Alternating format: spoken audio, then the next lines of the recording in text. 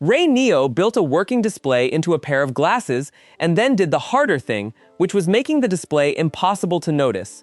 34 grams on the scale, no camera lens, no speaker grills, no fat arms giving the game away. Sit across a table from someone wearing the RayNeo IO and you will register vintage frames and move on with your life. Inside, a green micro-LED engine smaller than a red bean fires text into a waveguide lens with 93% transparency, floating notifications, live translation, a teleprompter, and an AI memory engine just above your eye line. Meta needs 69 grams and a wristband to do less than this. So yes, the hardware genuinely earns the hype. But RayNeo announced one price in China and a very different price for everybody else. And the gap between those two numbers quietly changes who should buy these. Stick with me, because by the end of this, you will have the real 3-year cost of owning the IO, not the launch day headline, and it is not the number on the box. The hardest engineering here was never the screen, it was hiding the screen. RayNeo shaved the average front frame edge down to 2.25 millimeters and got the thinnest point of the temple to 1.15 millimeters, which is thinner than a credit card. Magnesium aluminum alloy front frame, dual-layer aerospace-grade titanium temples, 34 grams total. Weight distribution is what almost everybody gets wrong. Stack the battery behind your nose and you get red marks after 2 hours. RayNeo split the mass 50-50, front to back, so the heavy parts sit near your ears. One reviewer measured a prescription pair at 38.5 grams with 500-degree lenses, so budget a few grams if your eyes need help. Prescriptions from 0 to 1,000 degrees are supported, a bigger range than most of this category bothers with. Then there is the lens, where waveguide glasses normally give themselves away. You know the look. That faint green film strangers catch at certain angles. The Blue Lake waveguide runs a 3-layer optical structure and claims 93% transmittance in the display zone and over 98% everywhere else. From the outside, people see glasses. Not a gadget.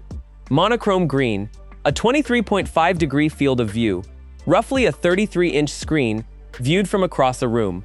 On paper that reads like a downgrade next to every full-color AR headset ever announced.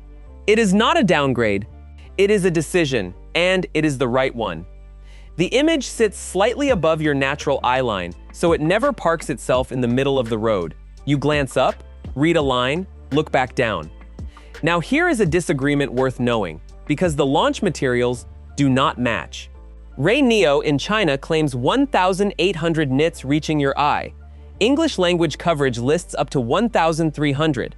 Nobody has independently measured either figure, so treat both as manufacturer claims until someone puts a meter on it. What the screen will not do is entertain you. No video, no photos, no scrolling a feed, no reading a long article without your eyes filing a complaint. The teleprompter shows the ceiling. Feed it keywords and it works beautifully. Feed it a 400-word speech and the room watches you stare at the top of your own glasses. The feature worth paying for is the one you never open.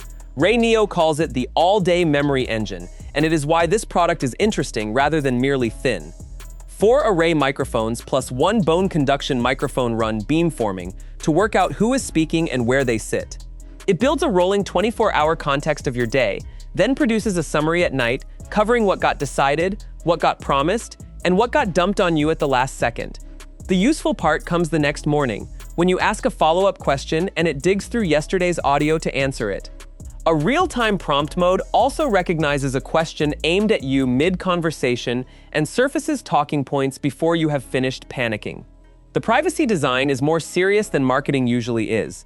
There is no camera at all, which kills the secret filming argument at a hardware level. The indicator light is wired to the recording and translation functions and cannot be switched off in software. Raw conversations are anonymized on the device before anything leaves it, and RayNeo carries ISO 27001, GDPR, and CE coverage. All true, all good, and none of it changes the fact that the people sitting across from you never agreed to any of it. Here is where the version reviewed in China and the version landing in your mailbox stop being the same product, and almost nobody has said it out loud. In China, the IO ships with the Babel OS 3.0 translation engine from TimeKettle, covering 55 languages and 109 accents, Translating, by understanding the full sentence rather than stitching words together like a phrasebook with anxiety. The international listing quotes 40 translation languages and 112 dictation languages. Different numbers, different engine credit, same product name. The model access is the bigger split. Chinese buyers get DeepSeek V4 Pro and Qwen 3.7 Max included, with Kimi K3 and RayNeo's own model on the roadmap. International buyers get Gemini 3.1 flashlight free out of the box. And everything else, meaning ChatGPT 5.1, Gemini 2.5 Pro, Claude Sonnet 4.5, Claude Opus 4.1, and DeepSeek V3, sits behind a $9.99 monthly subscription. Same glasses, same lenses. One of them charges you rent for the brain. RayNeo sells these at two prices, and which one you pay depends on your passport. In China, the list price is 2,499 yuan, and the national subsidy drops it to 1,996 yuan, which converts to roughly $280. Internationally, it is $479, or $529 with the charging case, with a $30 introductory discount at launch on September 4th. Now run the actual math. $479 for the glasses. $120 a year for the subscription if you want the good models, which is the entire point of buying these. 3 years in, you are at roughly $839 before prescription lenses and before tax.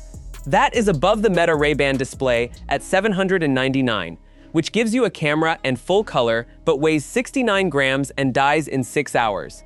The Even Realities G2 sits around $599, same no camera green display thesis, no monthly fee. Battery is a 240 mAh cell rated up to 48 hours of typical use, and typical is doing heavy lifting in that sentence. If the Chinese price tempts you into a gray import, understand what you are buying. Different model access, different regional software, and no international warranty when the hinge on a 1.15mm temple gives up. Nobody has lived with these for 6 months, and 6 months is precisely where AI wearables fall apart. So let me name what no reviewer has answered yet, because pretending otherwise would be dishonest. How does a 240 mAh cell hold up after a year of listening to you all day? Whether the waveguide stays aligned after a few thousand folds, because any drift between the engine and the lens ruins text alignment between your eyes. How the memory engine performs in a loud restaurant, or with a heavy regional accent, or with two people talking over each other, which is what every meeting on Earth sounds like. Whether the free Gemini tier stays free once the launch window closes, and what repair looks like outside the launch markets. The skip list is short. If you own the RayNeo X3 Pro, stay put, since you have full color and a camera already. If you want photos or video, this is the wrong product by design. If you own the Even G2, the upgrade is lateral. And if you will not use the memory engine most days, you are buying a very elegant notification light.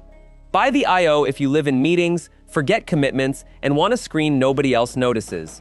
Skip it if you want a camera, a media display, or a device with no monthly fee attached to its best features. So here is the real question, and I want it in the comments. Would you wear glasses that listen to everything all day if it meant you never forgot anything again?